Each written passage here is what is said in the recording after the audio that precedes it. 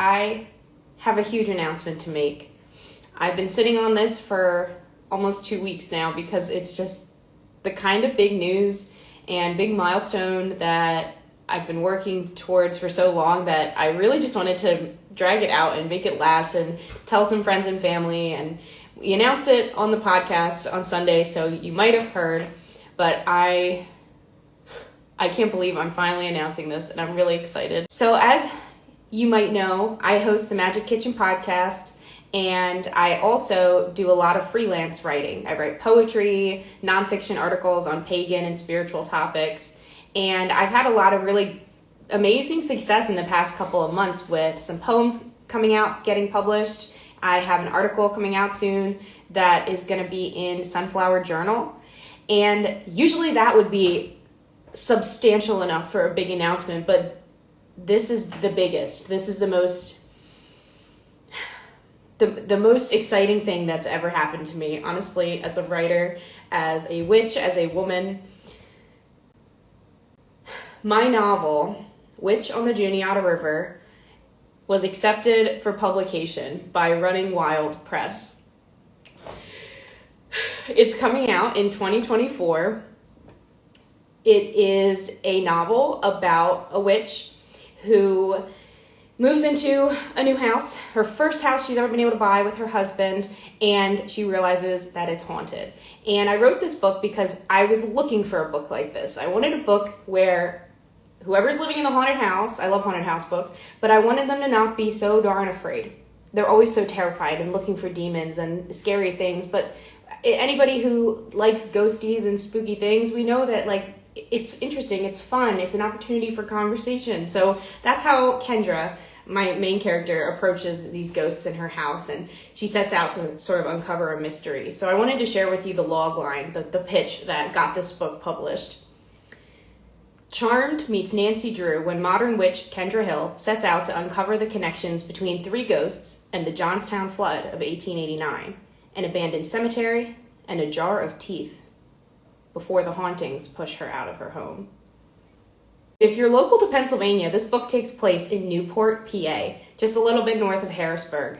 And it was really fun to write because I was looking for somewhere with really great small town charm that was a bit of an unknown place. You can laugh, but I always admired the way that Stephanie Myers brought Forks, Washington onto the map for writing a book that took place there. So that's kind of what I'm doing with picking a random city like Newport town, really.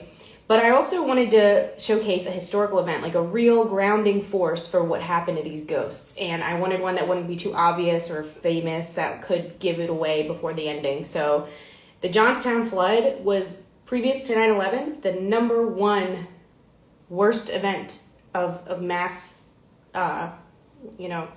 in America. Crazy tragedy that affected all of Pennsylvania, just about, some of Delaware, some of New Jersey, some of Maryland. It was massive. So I wanted to showcase this event that not a lot of people remember or know about. Of course, none of us were alive in the late 1800s to have been there, but it affected a lot of our ancestors.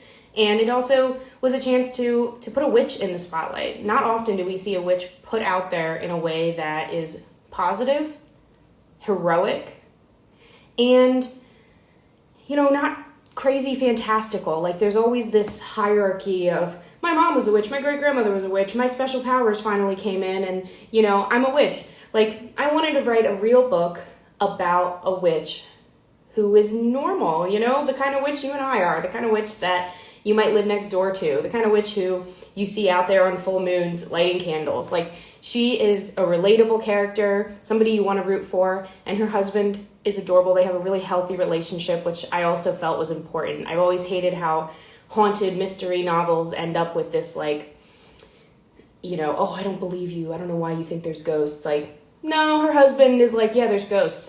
Let's figure this out. I trust your intuition as a witch and a woman to figure out what's going on with these girls. So it's a really fun novel. It's perfect for those cozy autumn mornings and rainy days. And I'm really excited to share it with you. I'll be sharing updates here periodically. And like I said, it's going to come out in 2024. So it's going to be a long road. So I'm going to be talking about it here and there.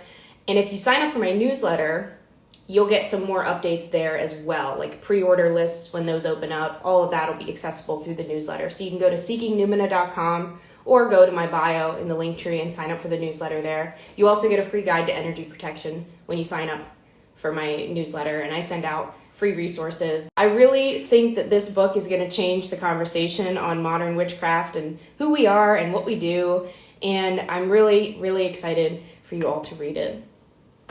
Comment below if you've ever found a book like this, because I really was looking everywhere for one. That's why I wrote it. So if you found a book where there's a modern witch who's realistic and, you know, relatable, please let me know, because I'd love to read it.